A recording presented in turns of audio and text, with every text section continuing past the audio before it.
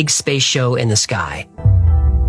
He discovered that NASA and a few intelligence agencies developed the technology to project 3D holographic images into the sky. I say into because the system uses a combination of satellites and ground-based systems to manipulate the ionosphere. You don't need a screen.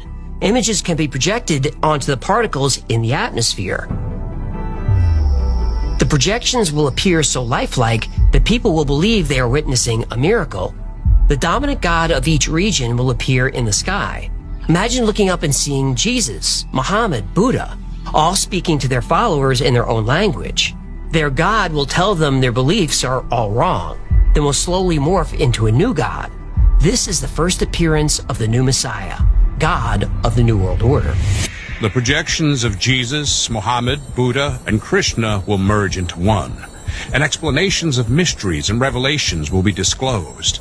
This one God will, in fact, be the Antichrist, who will explain that the various scriptures have been misunderstood and misinterpreted, and that the religions of old are responsible for turning brother against brother and nation against nation. Therefore, old religions must be abolished to make way for the new age, new world religion, representing the one God Antichrist they see before them. Debunking old religions will be enough to convert some people to this new one. Giant deities appearing and then converging into one Antichrist will convert a lot more. But these technologies won't work on everybody. Non-religious people will be terrified for sure, but they won't suddenly believe in a god based on a hologram, no matter how real it looks. The Shadow Masters know that. The Shadow Masters know that to create a one-world government and single religion, they need 100% of the population to believe. But you can't force a religious belief on somebody. They need to make the decision themselves, or at least be convinced they made it. The elites know this. That brings us to step 3. If you're not convinced by what you see, they'll use technology to broadcast the message directly into your brain.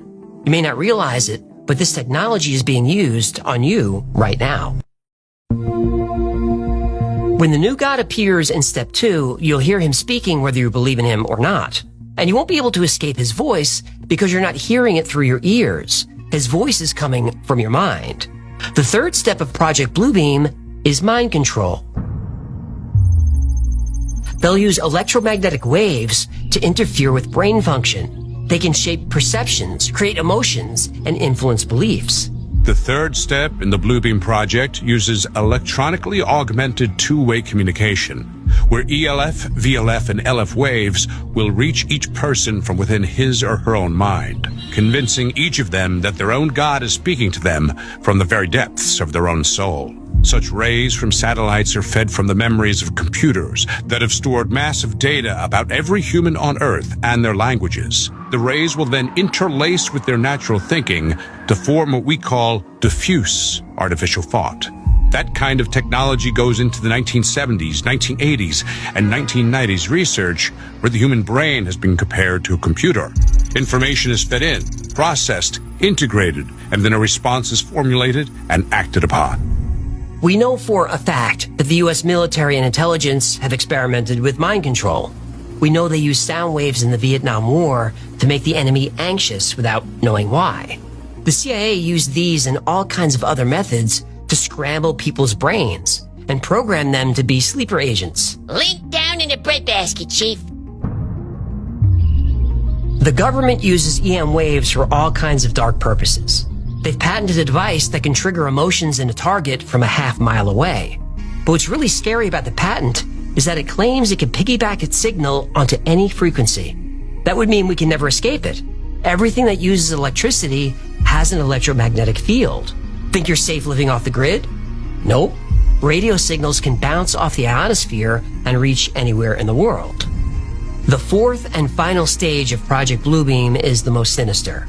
Serge Manasse predicts a universal supernatural manifestation with electronic means. In other words, an alien invasion. The elites will promise to unite and defend the world against our common enemy. But to do that, they'll need emergency power. But it's only temporary, so we won't resist authority.